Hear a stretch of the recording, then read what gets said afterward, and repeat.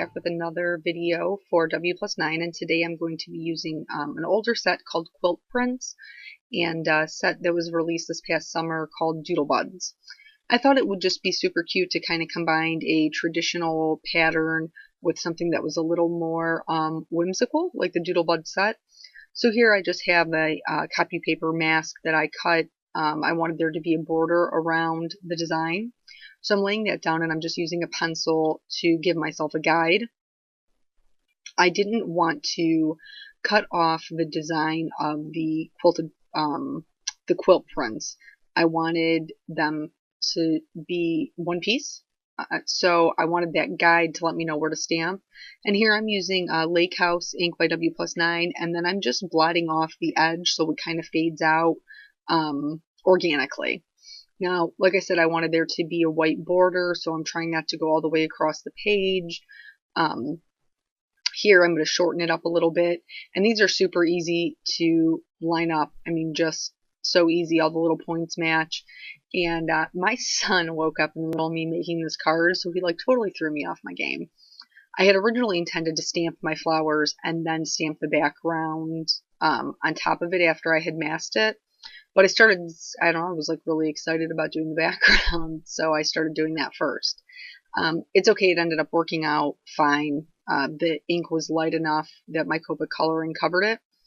So here I've just stamped the flower and masked it, and then I stamped the stem that's included in the set and masked the leaf that was included with that.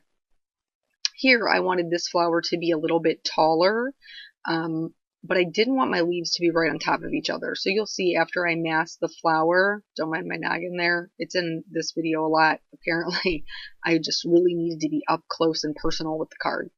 So you can see when I'm laying it over there, the leaves would have been right on top of each other, and I didn't want that. So what I'm going to do is I'm going to go ahead and clean my stamp off. I'm just using a baby wipe.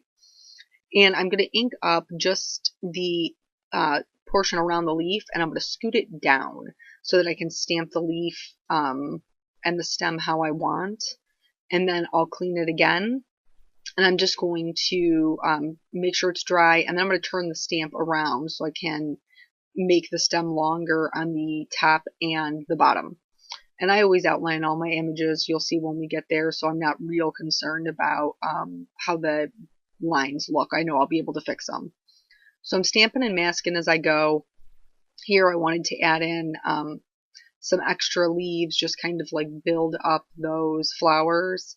And the stem for that flower was a little bit thicker than I realized, so I was kind of hesitant to stamp over it, but at this point, like, I wasn't starting over again. You know, like I said, my kid had woken up, I was already interrupted, the whole deal, I've got half of it stamped out, and I'm just gonna make it work. Here, I wanted one of the flowers to be angled, so I'm just going to adhere the stamp on my block curved, and it still stamps perfectly, and then you can make this as round as you would like. So you can make the stem come out as far, like here I stamped it further down. If I would have stamped it farther up, it wouldn't have come out as far. So just a fun way to kind of be able to manipulate the stamps on your block and get a different look.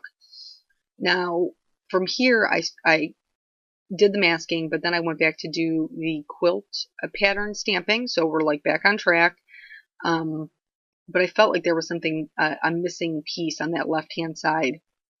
So after I get these all stamped down and good to go, like I said, everything's masked. So now I don't have to worry about stamping on top of my previous, the blue stamping, the background stamping. Not that it mattered, because in the end you couldn't see it anyway. But I decided I wanted to add an extra leaf just to like kind of round it out.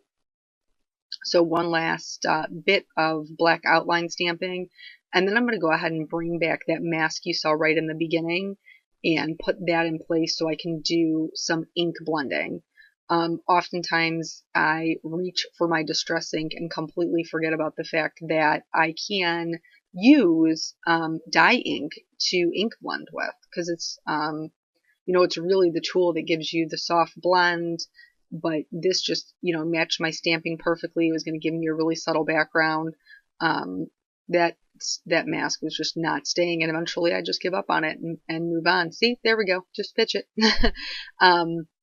because I knew, like I said, that my Copa coloring would cover it up. Worst case scenario, I would have just colored the leaves a blue-green and called it a day.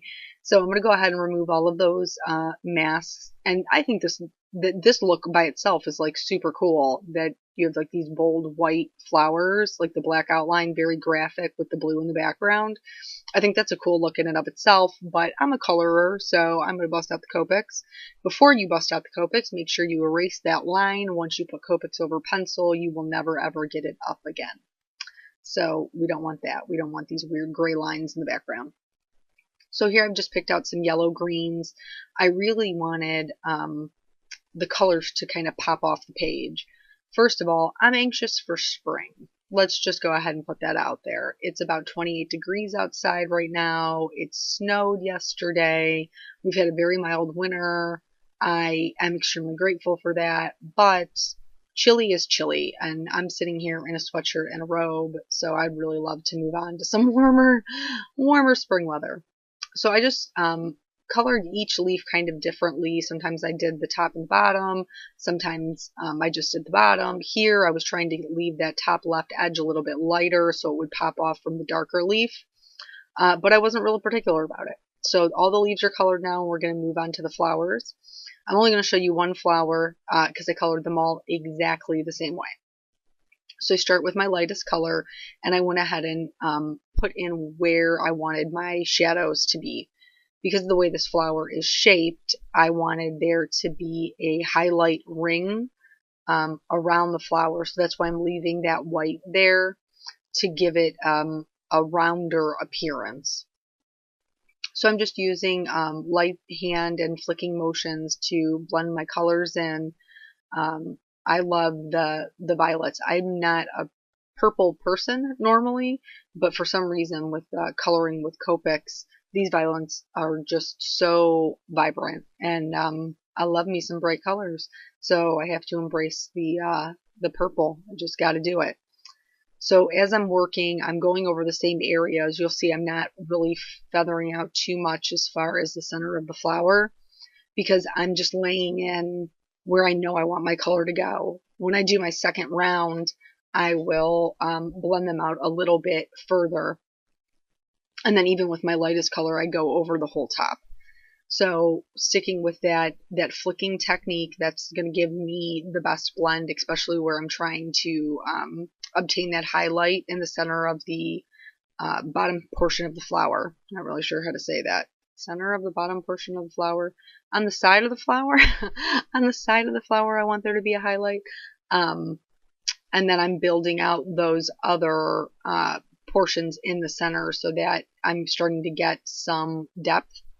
And then for my lightest color, I'm going to use the flicking motion on the bottom half of the flower, but then I'm just going to go ahead and cover the entire center of it. There really wouldn't be too much of a highlight if there's a highlight along the side. So I colored the other two flowers exactly the same way.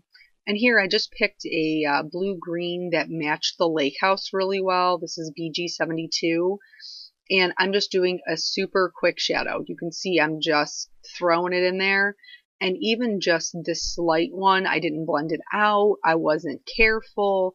Really helps those flowers kind of jump off the page. So if you haven't tried a shadow before, I highly recommend it. Like I told you earlier, I outline all of my images. So this is an EK Success journaling pen. Whenever I'm doing it, I just pick the size that matches my stamped image the best. I think this was a 0.35 is what I ended up using. So it's all outlined now. I felt like it was kind of dark. So Dawn has drawn these super cute little doodles, these little details in these flowers. And I just went over and made those dots white. I went over exactly what she had already drawn. But this just kind of draws your eye, gives them a little bit more interest. And then I'm going to move on to the sentiment, which is from the same set, from the Doodlebud set. And it says, just a note. And this is just one of those cards like I plan to have on hand for when I need a quick something to send to somebody. And then I just trimmed it down, and I'm using Tombow Mono Multi Glue to go ahead and adhere that to a white card base. I don't think I told you I was working on W+9 white cardstock, which I do love for Copic coloring. And then that is the card. I didn't add any sequins. I didn't add any nothing. I was perfectly happy with the way that it came out, with just the vibrant flowers and the subtle background. So thank you so much for joining me, and I will catch you guys on the next video. Bye.